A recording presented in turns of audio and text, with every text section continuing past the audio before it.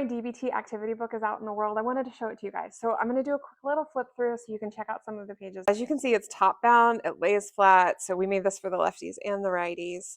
I'm not going to show you every page because it's pretty long, but here's like some example pages of what you'll find. So there's activities that fold out, activities to fill out, and then there's pages like this that are actually like introductions to modules or ideas or important concepts in DBT, but I made them like more interesting by making them kind of sketch note like.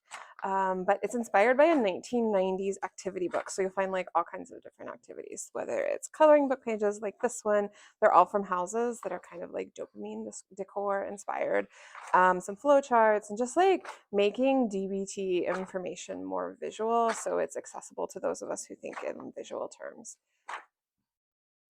There's lots of coloring book pages, some intros, and there's sort of some text pages that kind of cover some key themes that I felt like were important to include. But it's mostly just visuals, words, in interesting ways. This is like a tarot activity where you build your own kit with the things on the page, on the previous page.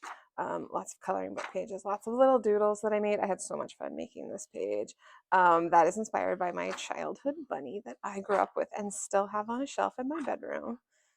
So this is a fortune teller that you can fold, you can cut out and fold, a matching activity. And then I also like reworked some of the key like diary cards and stuff just into different formats. And it's not that they're better formats, it's that they're different. So if you're really overwhelmed by DBT diary cards or like frankly any DBT worksheet, if it's like really overwhelming, I just sort of thought about like what would be a different way to reimagine this information. And so, I don't think that my DBT diary cards are better than the original diary card, but they might be more usable for certain people. So if they're more usable, it's better if you're going to use it consistently with maybe a little less information or maybe a little less condensed. So it's all about figuring out how to make DBT work for you.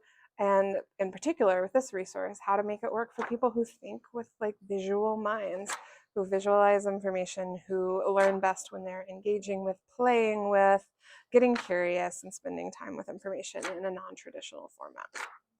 So if you have any questions about the DBT activity book, like drop them in the comments. I would love to show you more specific pages or close-ups or just talk about the process and how I made this book.